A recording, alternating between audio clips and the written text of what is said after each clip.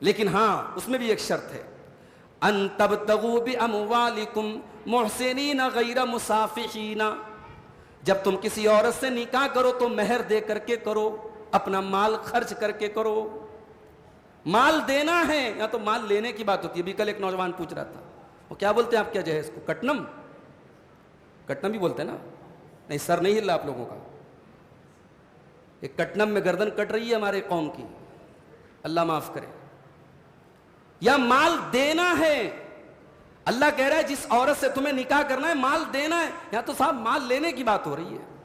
لڑکی کا باپ پریشان ہے، میری 3 بیٹیاں، مجھ سے لوگ کہتے ہیں، آپ کے کرنول میں لوگوں نے کہا مولوی صاحب آپ کی 3 بیٹیاں ہیں، آپ جو ہے تھوڑا سیونگ کیجئے، فیوچر میں بچیوں کی شادی کرنا ہے۔ یعنی لڑکیاں پیدا ہوتی ہیں، لوگ باپ کو یعنی یہ ذہن میں ڈال دیتے کہ صاحب اب یہ خرچہ لے کے آئی ہیں، یہ ذمہ داری لے کر کے آئی ہیں، اب ان کی شادی کرنا ہے، لاکھوں روپے کا آپ کو خرچہ کرنا ہے۔ کیا ہم نے نظام بنا دیا میرے بھائی؟ ہمارے ملک میں روزانہ سینکڑوں کی تعداد میں بچیاں ماں کے پیٹ میں ماری جاتی ہیں انہی رسم و رواج کی وجہ سے۔ بیٹی بوجھ نہیں ہے میرے بھائی، بیٹی رحمت ہے، ہم نے بوجھ بنا کے رکھ دیا ہے۔ اللہ کہہ رہا ہے ان تبتغوا باموالکم، تمہیں اپنا مال خرچ کرنا ہے، محسنین، اور تمہیں جو نکاح کرنا ہے تو بیوی کے ساتھ گھر بسانا ہے۔ صرف لذت کا نام نکاح نہیں، یہ جو آج کل نئے نئے طریقے ایجاد ہو رہے ہیں، لیو ان ریلیشن شپ، بغیر شادی کے میاں مرد اور عورت ساتھ میں رہ رہے ہیں، اور قانوناً بھی ان کو اتھارٹی حاصل ہے کہ صاحب کوئی حرج کی بات نہیں ہے۔ یا گرل فرینڈ اور بوائے فرینڈ کا جو کلچر دھیرے دھیرے عام ہو رہا ہے، یا اس کو بڑے مہذب الفاظ دیے جا رہے ہیں کہ صاحب فلاں لڑکا فلاں لڑکی کے ساتھ ڈیٹنگ کر رہا ہے۔ یہ ڈیٹنگ نہیں ہے، یہ لیو ان ریلیشن شپ نہیں ہے، یہ کھلم کھلا زناکاری اور بدکاری ہے میرے بھائی۔ میاں بیوی کے درمیان اور مرد اور عورت کے درمیان حلال ریلیشن شپ صرف ایک ہوتی ہے، اور وہ نکاح کے ذریعے ہوتی ہے۔ نکاح کا مقصد صرف جسمانی طور پہ لذت اٹھانا نہیں ہے۔ محسنینا، تم ان عورتوں کے ساتھ گھر بسانے کا تمہارا ارادہ ہو، غیر مسافحینا، صرف اپنی شہوت پوری کرنا، اپنی ڈیزائر پوری کرنا، اپنی لشٹ پوری کرنا تمہارا مقصد نہ ہو۔ اسی لیے جو نکاح متع ہوتا ہے، نکاح متع کا نام سنا ہے آپ نے؟ نکاح متع جو ہوتا ہے نا، ٹیمپرری نکاح، 1 دن کے لیے نکاح کر لیا، 3 دن کے لیے نکاح کر لیا، وہ جائز نہیں ہے۔ شروع میں تھا جائز، بعد میں حرام ہو گیا، کیونکہ آپ نے جس عورت کے ساتھ 3 دن کے لیے نکاح کیا، ایک دن کے لیے نکاح کیا، تو آپ نے گھر بسانے کے لیے کہاں نکاح کیا؟ آپ نے 3 دن کی لذت کے لیے نکاح کیا، 3 دن ختم، نکاح ختم۔ اسلام میں نکاح ایک بہت ہی بڑا کانٹریکٹ ہے، یہ لائف ٹائم کانٹریکٹ ہے۔ جب تک میاں بیوی کے درمیان کوئی بہت ایسے حالات نہ پیدا ہو جائیں کہ اب ساتھ میں نہیں رہ سکتے اور طلاق کی یا خلا کی نوبت آ جائے، شادی کا مقصد زندگی بھر ساتھ نبھانا ہے میرے بھائیوں۔ اللہ کہہ رہا ہے محسنین غیر مسافحین، جن عورتوں سے تم نکاح کرو مقصد گھر بسانا ہو، مقصد جو ہے ان کے ساتھ صرف شہوت پوری کرنا نہ ہو۔ اس کے بعد فرمایا فَانْكِحُوهُنَّ بِإِذْنِ أَهْلِهِنَّ، جن عورتوں سے تم نکاح کرو ان کے گھر والوں کی اجازت سے نکاح کرو۔ کورٹ میرج، لڑکی بھاگ کے شادی کر رہی ہے، جائز نہیں ہے اسلام میں۔ لڑکی کے گارجین کی اجازت کے بغیر لڑکی کی شادی نہیں ہے۔ ہاں اگر گارجین زبردستی کہیں لڑکی کی شادی کر رہا ہے، لڑکی راضی نہیں ہے، لڑکی تیار نہیں ہے، گارجین زبردستی نکاح کر رہا ہے، وہ نکاح بھی اسلام میں ویلڈ نہیں ہے، اس نکاح کو بھی ختم کیا جا سکتا ہے۔ لڑکی اگر چاہے اسلامی عدالت میں یا علماء کو بٹھا کر کے وہ نکاح کو ختم کر سکتی ہے۔ اسلام میں دونوں کو اختیار دیا گیا ہے، ولی کی اجازت کے بغیر لڑکی کی شادی نہیں ہو سکتی، اور ولی زبردستی لڑکی کی شادی نہیں کر سکتا۔ فَانْكِحُوهُنَّ بِإِذْنِ أَهْلِهِنَّ، تم ان عورتوں سے نکاح کرو ان کے گھر والوں کی اجازت سے، وَآتُوهُنَّ أُجُورَهُنَّ، اور ان عورتوں کو ان کا مہر دے دیا کرو، بالمعروف، جو مہر دستور کے مطابق ہو، غیر مصافحات ولا متخذات اخدان، اور جن لڑکیوں سے تم نکاح کرو یہ دیکھ کر کے کرو کہ وہ لڑکیاں شریف ہوں، وہ لڑکیاں اچھے کیریکٹر کی ہوں، ان کا مقصد صرف شہوت پوری کرنا نہ ہو، یا چھپ کر کے سیکرٹ طریقے سے کوئی ریلیشن شپ نہ بناتی ہوں۔ اسلام میں نکاح کے ٹائم سب سے پہلے دینداری دیکھنے کا حکم دیا گیا۔ آپ جس لڑکی سے نکاح کر رہے ہیں وہ لڑکی دیندار ہے کہ نہیں، وہ لڑکی کیریکٹر والی ہے کہ نہیں، وہ لڑکی بااخلاق ہے کہ نہیں، پہلے یہ دیکھو آپ۔ کہا کہ ایسی عورتوں سے نکاح مت کرو جن کا مقصد صرف شہوت پوری کرنا ہو، یا ایسی عورتوں سے نکاح مت کرو جو سیکرٹ ریلیشن شپ بناتی ہوں۔ نکاح کے اندر سیکرٹ ریلیشن شپ نہیں ہے، نکاح تو علل اعلان کیا جاتا ہے، سب کو بتا کے کیا جاتا ہے۔ اچھا اب یہ جو نکاح کی تفصیل اللہ نے بیان کی، یہ بیان کرنے کے بعد اللہ نے ایک بڑی پیاری بات ارشاد فرمائی، فرمایا واللہ یرید ان یتوب علیکم، اللہ تبارک و تعالیٰ تو یہ چاہتا ہے کہ وہ تم پر اپنا کرم فرمائے، وَيُرِيدُ الَّذِينَ يَتَّبِعُونَ الشَّهَوَاتِ أَن تَمِيلُوا مَيْلًا عَظِيمًا، اور جو لوگ شہوتوں کی پیروی کرتے ہیں، جو خواہشات کی پیروی کرتے ہیں، وہ یہ چاہتے ہیں کہ تم سیدھے راستے سے بھٹک جاؤ۔ اللہ چاہتا ہے تم صحیح راستے پر چلو، تمہاری زندگی میں بدکاری نہ آئے، بے حیائی نہ آئے، اور جو شہوتوں کے پیروکار ہیں وہ چاہتے ہیں کہ تمہیں غلط راستے پہ لے کے چلے جائیں۔ یہ جتنے بے حیائی کے راستے ہیں، چاہے وہ نوجوان لڑکوں کو غلط راستے پہ لے کے جا رہے ہو یا لڑکیوں کو غلط راستے پہ لے کے جا رہے ہو، یہ سارے راستے اللہ سے دور کرنے والے ہیں۔ وَيُرِيدُ الَّذِينَ يَتَّبِعُونَ الشَّهَوَاتِ، جو لوگ خواہشات کی پیروی کرتے ہیں وہ تو یہی چاہتے ہیں أَن تَمِيلُوا مَيْلًا عَظِيمًا، کہ تم اللہ کے راستے سے بہت دور چلے جاؤ۔ يُرِيدُ اللَّهُ أَن يُخَفِّفَ عَنْكُمْ، اللہ تو چاہتا ہے وہ تمہارے ساتھ آسانی کرے۔ وَخُلِقَ الْإِنسَانُ ضَعِيفًا، اور انسان بہت کمزور پیدا کیا گیا ہے۔ کبھی آپ نے غور کیا اسلام میں 4 شادی کی اجازت دی گئی، اسلام میں نکاح کا کانسیپٹ رکھا گیا، کیوں رکھا گیا؟ دنیا کے بہت سارے مذہب میں نکاح نہیں ہے، آپ کے ہندوستان میں بہت سارے لوگ زندگی بھر شادی نہیں کرتے اور بڑے بڑے عہدوں پر صاحب براجمان ہیں، کوئی چیف منسٹر بنا ہے، کوئی ملک کا وزیر اعظم بنا ہے، شادی یعنی میریٹل لائف نہیں ہے ان کی زندگی میں، بیوی کا کوئی رول نہیں ہے، بیوی کا کوئی حق ادا نہیں کرتا، پورے دیش کو چلا رہے، گھر کو نہیں چلا پا رہے۔ اسلام کہتا ہے نہیں، انسان کمزور ہے۔ انسان اگر یہ کہتا ہے صاحب میری زندگی میں عورت کی ضرورت ہے، جھوٹ بول رہا ہے وہ۔ انسان کی زندگی میں عورت کی ضرورت ہے۔ وَخُلِقَ الْإِنسَانُ ضَعِيفًا، اللہ کہہ رہا ہے انسان کمزور پیدا کیا گیا عورت کے معاملے میں۔ آج بڑے بڑے وہ پادری اور بڑے بڑے چرچ میں رہنے والے جو کہتے ہیں صاحب ہم تو دنیا سے کٹے ہوئے ہیں، ان کے اسکینڈل سامنے آتے ہیں، انہی چرچ میں کام کرنے والی جو ننس ہوتی ہیں، جو اس میں کام کرنے والی عورتیں ہوتی ہیں، ان کے ساتھ ان کے جو ہے حرام تعلقات کی خبریں آتی ہیں۔ کیوں آتی ہیں؟ کیونکہ فطرت سے بغاوت ہے۔ اللہ تبارک و تعالیٰ نے جو نیچر ہمارا بنایا ہے، جو نظام بنایا ہے، اس نظام سے بغاوت ہے۔ اسی لیے ہمارے مذہب میں نکاح ہے، اور نبی نے نکاح کو اپنی سنت کہا، نکاح من سنتی، نکاح میری سنت ہے۔ اس لیے جب تک انسان واقعی میں اس کے ساتھ کوئی بڑی مجبوری نہ ہو، فزیکلی وہ شادی کرنے کے لائق نہیں ہے یا فائنینشلی ابھی وہ اس لائق نہیں ہے کہ اپنی بیوی کی ذمہ داری اٹھا سکے، تب تک نکاح اس کو ضرور کر لینا چاہیے۔ نکاح کے لائق ہو تو نکاح ضرور۔ اللہ کہہ رہا ہے وَخُلِقَ الْإِنسَانُ ضَعِيفًا، انسان بہت کمزور پیدا کیا گیا ہے۔ اس کے بعد ایک بہت بڑی خوشخبری ہمیں سنائی گئی۔ ان تمام گناہوں کے راستے سے روکنے کے بعد اللہ نے ایک بڑی پیاری بات ہم کو بتائی، ان تجتنبوا کبائر ما تنہون عنہ نکفر عنکم سیئاتکم وندخلکم مدخلا کریما۔ اے میرے بندو، اگر تم کبیرہ گناہوں سے بچو گے، اگر تم بڑے بڑے گناہوں سے بچو گے، ہم تمہارے چھوٹے گناہوں کو تو یوں ہی معاف کر دیں گے، وندخلکم مدخلا کریما، اور بڑی عزت کی جگہ تم کو داخل کریں گے، یعنی جنت میں داخل کریں گے۔ کبیرہ گناہ کس کو کہتے ہیں؟ حضرت عبداللہ ابن عباس کہتے ہیں کہ کبیرہ گناہ ان گناہوں کو کہا جاتا ہے جن گناہوں کے اوپر قرآن و حدیث میں جہنم کی وعید آئی ہو کہ یہ کام کرو گے جہنم میں چلے جاؤ گے، جیسے شرک کرنا ہے، جیسے نماز نہ پڑھنا ہے، جیسے شراب پینا ہے، جیسے جھوٹ بولنا ہے، جیسے رشتہ کاٹنا ہے، جیسے چغلی کرنا ہے، یہ سارے کام جس پر جہنم کی وعید آئی ہو یا جس کام کے کرنے پر لعنت کا ذکر آیا ہو قرآن و حدیث میں، یا جس کام کے بارے میں حدیث میں یہ آیا ہو کہ یہ کام کرو گے اللہ کا غضب تمہارے اوپر ہوگا، وہ سارے کام کبیرہ گناہ ہے۔ اور یہ اللہ کا کتنا بڑا انعام ہے میرے بھائیوں کہ آپ کبیرہ گناہوں سے بچیں گے تو اللہ کا وعدہ ہے کہ جو کبیرہ کے علاوہ چھوٹے چھوٹے گناہ ہیں وہ آٹومیٹیکلی معاف ہو جائیں گے، اور اگر آپ کبیرہ سے نہیں بچیں گے تو پھر صغیرہ گناہوں کی بھی پکڑ ہوگی، پھر چھوٹے چھوٹے گناہوں کی بھی پکڑ ہوگی۔ یہ اللہ تبارک و تعالیٰ کا کرم ہے، وہ ہمیں اور آپ کو ایک راستہ بتا رہا ہے کہ اگر آپ کبیرہ گناہوں سے بچیں گے اللہ چھوٹے چھوٹے گناہوں کو معاف فرما دے گا اور آپ کو جنت میں داخل کرے گا۔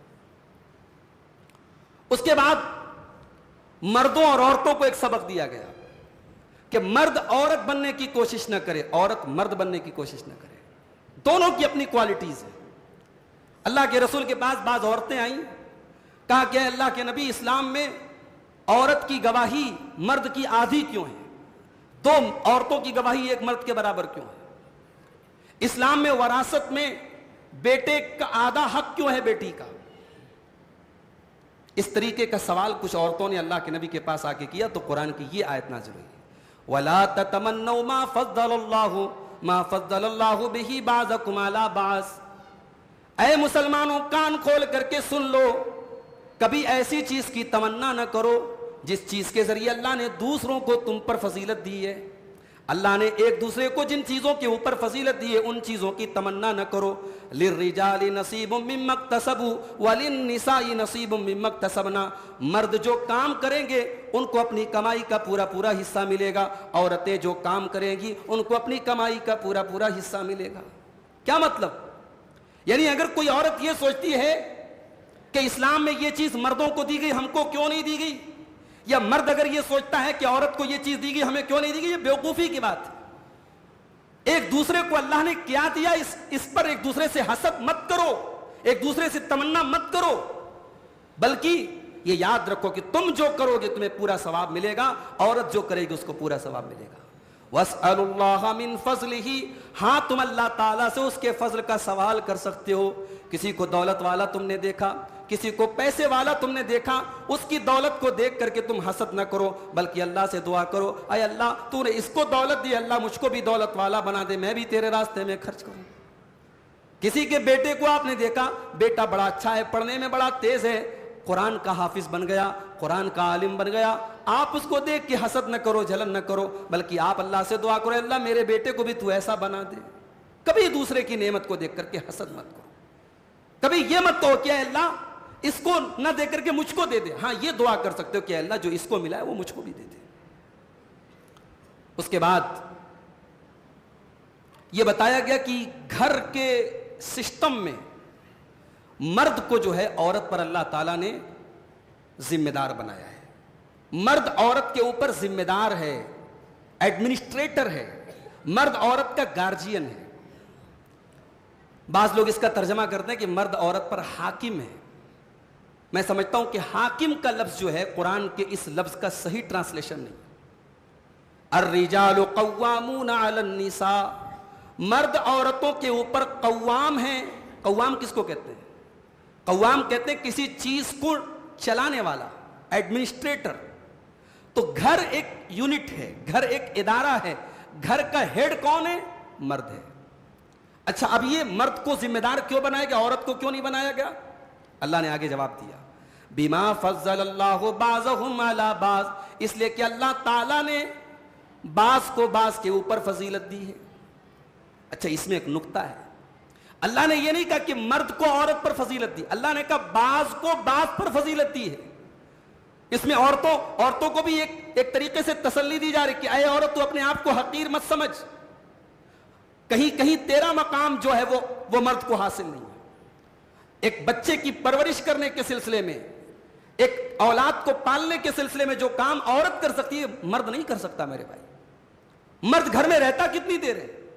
دن میں چلا گیا، دکان پہ چلا گیا، جاب پہ چلا گیا، بزنس کے لیے چلا گیا، گھر میں 24 گھنٹے تو عورت رہتی ہے۔ اس لیے کہتے ہیں کہ عورت جو ہے بچوں کو بنانے والی، سنوارنے والی عورت ہوتی ہے۔ اسی لیے اگر ماں صحیح نہ ہو، ماں گڑبڑ ہو تو بچے گڑبڑ ضرور ہو جائیں گے۔ تو اللہ نے کہا کہ مرد عورتوں پر قوام ہے، کیوں؟ بما فضل اللہ بعضهم علی بعض، اس لیے کہ اللہ تعالیٰ نے بعض کو بعض پر فضیلت دی ہے۔ کچھ معاملے میں مردوں کو عورتوں کے اوپر فضیلت دی، کچھ معاملے میں عورتوں کو مردوں کے اوپر فضیلت دیا۔ وَبِمَا أَنفَقُوا مِنْ أَمْوَالِهِمْ، اور کما کر کے لانا اور خرچ کرنا یہ اللہ نے مردوں کا کام بتایا ہے، اس لیے گھر کا ذمہ دار اللہ نے مرد کو بنایا ہے۔ جن گھروں کا نظام عورتوں کے ہاتھ میں چلا جائے اور مرد بیچارہ چوڑی پہن کے بیٹھ جائے، وہ گھر نہیں بن سکتا میرے بھائی۔ یہ اللہ کے قانون سے بغاوت ہے کہ گھر کا نظام عورت کے ہاتھ میں دے دیا جائے۔ ہاں ایکسیپشن کی بات الگ ہے، عورت بیوہ ہو گئی، شوہر اپاہج ہو گیا، شوہر بیمار ہو گیا، شوہر مر گیا، اب ظاہر ہے کہ وہ بھائی ایک ایکسیپشنل حالات ہیں، لیکن نارمل حالات میں گھر کا ذمہ دار مرد ہے۔ اور اللہ کہہ رہا ہے کہ یہ کام ہم نے مرد کو دیا ہے۔ کیوں دیا ہے؟ اس لیے کہ ہم نے مرد کو عورت کے مقابلے میں طاقتور بنایا ہے۔ بھئی ہم یہ تو کامن سینس کی بات ہے، یہ ایکسپیرینس بتاتا ہے, یہ تجربہ بتاتا ہے کہ عورت کے مقابلے میں مرد زیادہ مضبوط ہے. ہاں کوئی ہزاروں میں کوئی ایک عورت پہلوان بن جائے, باڈی بلڈر بن جائے, کشتی میں لڑنے والی بن جائے, مرد کو بھی اٹھا کے پٹک دے, بھائی وہ ہزاروں میں کوئی ایک کیس ہوتا ہے. نارمل حالات تو یہی نہ ہے کہ مرد کے مقابلے میں عورت کمزور ہے, عورت نازک ہے. کبھی آپ نے دیکھا ہوگا پارسل آتا نا, پارسل کوریئر, تو کوریئر میں اگر شیشے کا سامان ہوتا ہے تو باہر پیکٹ میں لکھا رہتا ہے کہ ٹیک وتھ کیئر, اس کو سنبھال کے اٹھائیے, اس کے اندر گلاس ہے, شیشہ ہے. اللہ کے رسول جب سفر پہ جاتے تھے اور آپ کی بیویاں آپ کے ساتھ سفر پہ جاتی تھیں, تو آپ کی بیویاں جس اونٹ کے اوپر سوار ہوتی تھی, اللہ کے نبی اپنے خادم سے کہتے تھے رویدم بالقواریر, ذرا سواری کو آہستہ لے کے چلو, اس میں شیشے ہیں, اس میں شیشے ہیں, اس میں عورتیں بیٹھی ہیں. یہ کتنی پیاری تعبیر, کتنا پیارا لفظ ہے. اللہ کے نبی نے عورتوں کو شیشہ کہا ہے, یعنی اس کو ہینڈل وتھ کیئر, اس کو توجہ اور پیار اور محبت سے اس کو ہینڈل کرو. شیشے کو آپ زیادہ سختی سے ہینڈل کریں گے, شیشہ ٹوٹ جائے گا, اور ٹوٹ جائے گا تو دوبارہ شیشہ جوڑنے والا نہیں ہے. تو عورتوں کے بارے میں اللہ کہہ رہا ہے کہ یہ عورتیں, ان کے اوپر مردوں کو ہم نے ذمہ دار بنایا. کیوں بنایا؟ کیونکہ بعض کو بعض پر فضیلت دی, اور کما کے لانے والا مرد ہے. اب اس کے بعد اب نیک عورتوں کی پہچان اللہ بتا رہا ہے. فالصالحات قانتات حافظات للغیب بما حفظ اللہ. نیک عورتیں وہ ہوتی ہیں قانتات, جو فرما بردار ہوتی ہیں, اللہ کی بھی فرما بردار ہوتی ہیں اور اپنے شوہروں کی بھی فرما بردار ہوتی ہیں. معاف کیجئے گا, بعض عورتیں ایسی ہوتی ہیں صاحب, تراویح کی نماز میں پابندی سے آتی ہیں, جمعہ کی نماز میں پابندی سے آتی ہیں, کوئی درس نہیں چھوٹتا, کوئی تقریر نہیں چھوٹتی, موبائل پر علماء کی تقریریں بھری پڑی ہیں, مگر شوہر سے عزت سے بات تک نہیں کرتی, شوہر کی ایک بات نہیں مانتی, شوہر کا دل دکھاتی ہیں, شوہر کو یعنی جو ویلو اور جو مقام دینا چاہیے وہ نہیں دیتی ہیں. معاف فرمانا, معاف کرنا میری ماں اور بہنوں, اگر کوئی عورت سمجھتی ہے کہ وہ جمعہ کے اندر جا کے اور تراویح میں جا کے اور درس میں جا کے اور تقریر میں جا کے ہی وہ دیندار بن گئی اور شوہر کی کوئی عزت اور شوہر کا کوئی مقام اور شوہر کا کوئی مرتبہ نہیں ہے, تو معاف کرنا یہ ادھوری دینداری ہے. آپ کے شوہر کی خدمت, اس کی اطاعت اور اس کو خوش کرنا بھی آپ کے دین کا حصہ ہے. اگر آپ نے اس کو ادا نہیں کیا, اللہ کی آپ کی پکڑ ہوگی, آپ صرف تراویح کی نماز پڑھ کے جنت میں نہیں جا سکتے. فالصالحات قانتات, اللہ کہہ رہا ہے نیک عورتیں تو وہ ہوتی ہیں جو فرما بردار ہوتی ہیں, اللہ کی بھی فرما بردار ہوتی ہیں اور اپنے شوہروں کی بھی فرما بردار ہوتی ہیں. حافظات للغیب بما حفظ اللہ, اور اپنے شوہر کی غیر موجودگی میں ان چیزوں کی حفاظت کرنے والی ہوتی ہیں جن کی حفاظت کرنے کا حکم اللہ تعالیٰ نے دیا ہے. شوہر کے مال کی حفاظت کرتی ہیں, اپنی عزت و آبرو کی حفاظت کرتی ہیں. ایک عورت کی عزت و آبرو جب شوہر نہ ہو گھر میں, تب اس کی حفاظت کی زیادہ ذمہ داری اس کے اوپر ہوتی ہے. شوہر اپنے آپ میں ایک بہت بڑا اس کی حفاظت کا, پروٹیکشن کا ایک ذریعہ ہوتا ہے. شوہر اگر گلف میں کام کرنے چلا گیا, بھئی ہوتا ہے بعض گھروں میں ایسے حالات ہیں, مرد باہر چلا گیا, 2 سال تک باہر ہے, اب وہ عورت گھر میں اکیلی ہے. اب وہ جو اکیلی بغیر شوہر کی گھر میں عورت رہ رہی ہے, اب اس کے لیے بڑے آزمائش کا یہ ٹائم ہے میرے بھائی. اب یہاں پہ قرآن کریم کی آیت اس عورت کو اپنے سامنے ہمیشہ رکھنی چاہیے. حافظات للغیب بما حفظ اللہ, نیک عورتیں تو وہ ہوتی ہیں جو اپنے شوہر کی غیر موجودگی میں اپنی عزت و آبرو کی حفاظت کرنے والی ہوتی ہیں. بما حفظ اللہ, اور اس میں بھی ان کا کمال نہیں ہوتا بلکہ اللہ کی توفیق سے وہ ایسا کام کرتی ہیں. اچھا, اگر اس کی اپوزٹ عورت ہے, شوہر کی بات نہیں مان رہی ہے, شوہر کہہ رہا ہے پورب جاؤ پچھم جا رہی ہے, شوہر کہہ رہا ہے کھڑی ہو جاؤ بیٹھ رہی ہے, وہ شوہر کی جسٹ اپوزٹ ہر بات کر رہی ہے, تو ظاہر ہے کہ گھر تو ایسا نہیں چل سکتا. کسی بھی ادارے کا جو ذمہ دار ہے, ایک اسکول کا پرنسپل ہے, اب ٹیچر پرنسپل کی بات نہ مانے تو صاحب ٹیچنگ کیسے چلے گی؟ تو گھر میں اگر عورت نافرمانی پر اتر جائے تو اب مرد کو کیا کرنا چاہیے؟ اللہ تبارک و تعالیٰ نے یہ نہیں کہا کہ اگر عورت آپ کی بات نہیں مانے تو طلاق طلاق طلاق کہہ کے بات ختم کر دو, نہیں. اللہ نے اسٹیپ بائی اسٹیپ بتایا. فَاللَّاتِي تَخَافُونَ نُشُوزَهُنَّ فَعِظُوهُنَّ, جن عورتوں کی طرف سے تمہیں نافرمانی کا سامنا کرنا پڑ رہا ہے تو پہلا اسٹیپ یہ کہ ان عورتوں کو سمجھاؤ. فَعِظُوهُنَّ, ان عورتوں کو سمجھانے کی کوشش کرو, نصیحت کرنے کی کوشش کرو. اگر اس سے بات نہ بنے وَاهْجُرُوهُنَّ فِي الْمَضَاجِعِ ان کے بستروں کو الگ کر دو، ان کے ساتھ بستر شیئر کرنا بند کر دو۔ اگر اس سے بھی مسئلہ حل نہ ہو تو تیسرا اسٹیپ یہ وَاضْرِبُوهُنَّ ضَرْبًا غَيْرَ وَاضْرِبُوهُنَّ ان کو ہلکی پھلکی تم مار بھی مار سکتے ہو۔ اس کا مطلب یہ ہوا کہ تربیت کرنے میں مارا بھی جا سکتا ہے۔ آج کل ایک نیا اصول بنا ہے صاحب کہ بچوں کو کبھی مار نہیں سکتے۔ یہ جو نیا ماڈرن ایجوکیشن سسٹم آیا ہے اس میں صاحب یہ ہے کہ بچوں کو ہاتھ نہیں لگا سکتے آپ۔ قرآن کی آیت بتا رہی کہ تربیت کے اسٹیپ میں سے ایک اسٹیپ یہ بھی ہے، پہلا اسٹیپ تو پیار محبت سے سمجھانا ہے، لیکن اگر پیار محبت سے سمجھانے سے بات نہ بنے تو ایک ٹیچر اور ایک مربی تربیت کا ایک اصول یہ ہے کہ اس کو مار سکتا ہے۔ ہاں جانوروں کی طرح نہ مارے، بے تحاشا نہ مارے، ہلکی پھلکی مار سکتا ہے۔ اللہ تبارک و تعالیٰ یہاں کہہ رہا ہے کہ یہ 3 اسٹیپ ہے، پہلے سمجھاؤ، پھر بستر الگ کر دو، اور پھر ہلکی پھلکی مار سکتے ہو۔ فَإِنْ أَطَعْنَكُمْ اور اگر تمہاری بیویاں تمہاری بات مان لیں فَلَا تَبْغُوا عَلَيْهِنَّ سَبِيلًا تو اب ان کے اوپر کوئی ظلم نہ کرنا۔ ان اللہ کان علیا کبیرا بے شک اللہ تعالیٰ بہت بلند ہے، بہت بڑا ہے۔ یہ آخر میں اللہ نے یہ کیوں کہا کہ اللہ بہت بلند ہے، اللہ بہت بڑا ہے؟ یہ کہہ کر کے اللہ تبارک و تعالیٰ ان تمام مردوں کو سبق دے رہا ہے جو اپنی عورتوں پر ظلم کرتے ہیں، عورتوں کو بے وجہ مارتے پیٹتے اور ذلیل کرتے ہیں۔ اللہ کہہ رہا ہے میرے بندو اگر تم نے اپنی عورت پر ظلم کیا ہے تو ذرا یاد کرو تم سے کہیں زیادہ پاور تمہارا رب تمہارے اوپر رکھتا ہے۔ وہ تو علی ہے، وہ تو بلند ہے، وہ تو بڑا ہے، لیکن وہ تم پر کبھی ظلم نہیں کرتا ہے۔ وہ تو تمہارے گناہوں کو معاف بھی کر دیتا ہے، تم توبہ کر لو تو تمہارے پچھلے سارے گناہوں کو معاف کر دیتا ہے، اور تم اپنی عورت پر ظلم کرتے ہو، اپنی بیوی پر ظلم کرتے ہو۔ اگر ایک مرد قرآن کی اس آیت کے صرف آخری ٹکڑے پر غور کر لے، کبھی اپنی بیوی پر ظلم نہ کرے۔ ان اللہ کان علیا کبیرا اللہ بہت بلند ہے، اللہ بہت بڑا ہے۔ خبردار اپنی بیوی پر ظلم کرنے کے پہلے سوچ لینا کہ اللہ تبارک و تعالیٰ تو تم پر اتنا رحم و کرم کا معاملہ کر رہا ہے، اتنا پاورفل ہونے کے باوجود، اور تم ذرا سا پاور تمہیں ملا اور تم اپنی بیوی پر ظلم کر رہے ہو۔ اس کے بعد یہ بتایا گیا کہ میاں بیوی کے درمیان اگر جھگڑا ہو جائے تو بیوی کے گھر والوں میں سے بھی اور شوہر کے گھر والوں میں سے بھی ایک حکم بنا لیا جائے، ایک جج بنا لیا جائے۔ وَإِنْ خِفْتُمْ شِقَاقَ بَيْنِهِمَا فَبَعْثُوا حَكَمًا مِّنْ أَهْلِهِ وَحَكَمًا مِّنْ أَهْلِهَا اگر تمہیں میاں بیوی کے درمیان جھگڑے کا اندیشہ ہے اور میاں بیوی کے درمیان رشتہ صحیح طریقے سے نہیں چل پا رہا ہے فَبَعْثُوا حَكَمًا مِّنْ أَهْلِهِ تو شوہر کے گھر والوں میں سے کسی ایک کو پنچ بنا لو، وَحَكَمًا مِّنْ أَهْلِهَا اور عورت کے گھر والوں میں سے بھی کسی ایک کو حکم بنا لو۔ یہی آیت تھی۔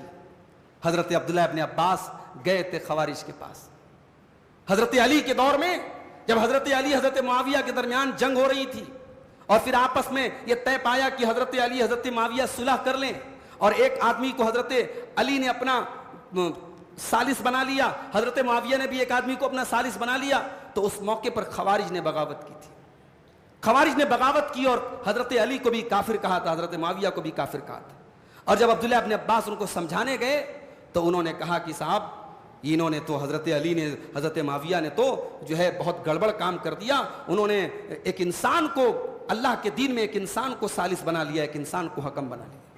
تب عبداللہ ابن عباس نے قرآن کی یہی آیت پڑھی تھی کہ اگر گھر کے میٹر میں میاں بیوی کے جھگڑے میں اگر قرآن کہہ رہا ہے کہ شوہر کے گھر والوں میں سے کسی ایک کو حکم بنا لو اور بیوی کے گھر والوں میں سے کسی ایک کو حکم بنا لو، تو عبداللہ ابن عباس نے کہا بتاؤ کیا ایک گھر کا میٹر زیادہ بڑا ہے یا پوری اسلامی حکومت کا میٹر زیادہ بڑا ہے؟ اگر ایک گھر کو بنانے کے لیے کسی ایک انسان کو حکم بنایا جا سکتا ہے تو پوری اسلامی حکومت اور ہزاروں لاکھوں لوگوں کے خون کو بچانے کے لیے کیوں نہیں ایک انسان کو حکم بنایا جا سکتا ہے؟ بڑی لاجیکل دلیل تھی عبداللہ ابن عباس نے، اور خوارج کو ان کی بات ماننا پڑا تھا۔ تو قرآن کہہ رہا ہے کہ میاں بیوی کے درمیان اگر جھگڑا ہو گیا، بات نہیں بن پا رہی ہے، تو پہلے آپس میں صلح کی کوشش کرو۔ شوہر کے گھر والوں میں سے ایک آدمی کھڑا ہو جائے، بیوی کے گھر والوں میں سے ایک آدمی کھڑا ہو جائے۔ اب اس کے بعد اگلا جملہ سنیے، ان یریدا اصلاحا یوفق اللہ بینہما اگر یہ دونوں لوگ آپس میں میل ملاپ کرنا چاہیں گے تو ضرور اللہ تعالیٰ کوئی نہ کوئی راستہ نکال دے گا۔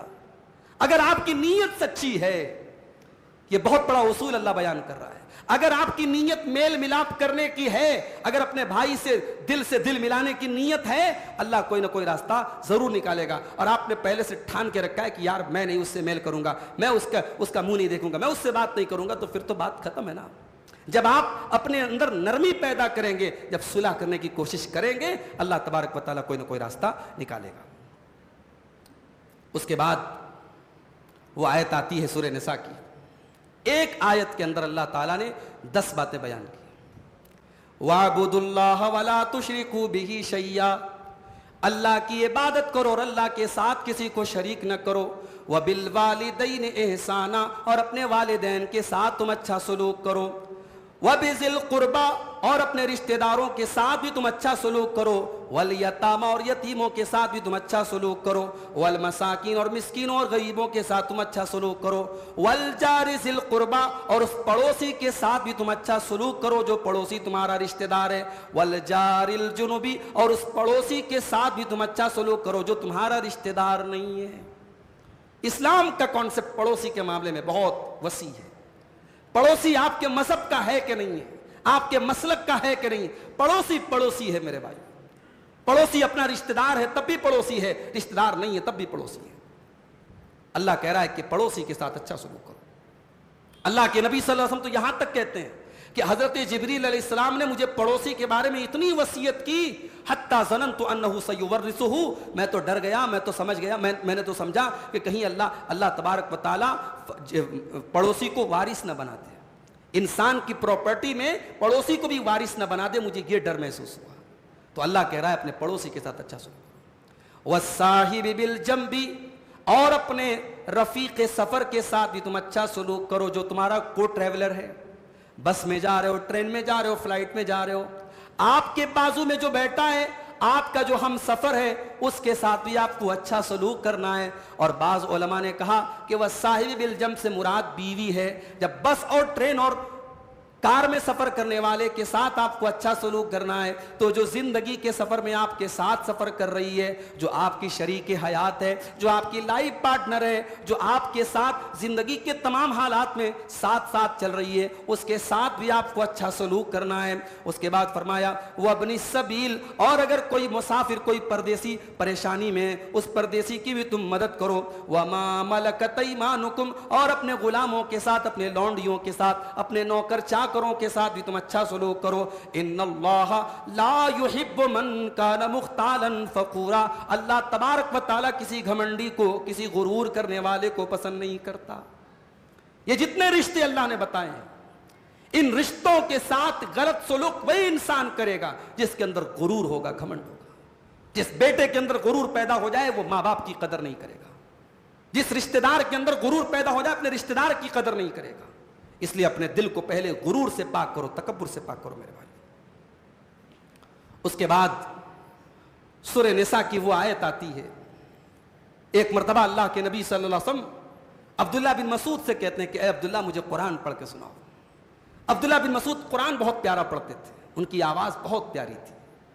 بعض قرآن کے قاری ایسے ہوتے جب وہ قرآن پڑھتے ہیں بڑا اچھا لگتا ہے. دیکھیے اس وقت جو ہمارے ائمہ حرمین ہیں, خاص طور سے شیخ عبد الرحمن السدیس, تو اب دھیرے دھیرے بڑھاپے کو پہنچ گئے, مگر آج بھی اللہ نے کیا آواز دی ہے. آج سے 30 سال 25 سال پہلے ایک دور تھا قاری عبد الباسط صاحب کا, جو مصر کے بہت بڑے قاری تھے. جب وہ قرآن پڑھتے تھے رونگٹے کھڑے ہو جاتے تھے. تو قرآن اگر اچھی آواز میں پڑھا جائے تو ایک الگ کیفیت پیدا ہو جاتی. اللہ کے نبی نے کہا عبداللہ تم مجھے قرآن پڑھ کے سناؤ. عبداللہ بن مسعود نے کہا اے اللہ کے نبی میں آپ کو قرآن پڑھ کے کیسے سناؤں, یہ قرآن تو آپ ہی کے اوپر اترا ہے, میں آپ کو کیسے پڑھ کے سناؤں. آپ نے فرمایا اے عبداللہ میں آج دوسرے کے منہ سے قرآن کو سننا چاہتا ہوں. حضرت عبداللہ کہتے ہیں فقرات علیہ سورۃ النساء, میں سورہ نساء کی تلاوت کرنے لگا, میں سورہ نساء پڑھنے لگا.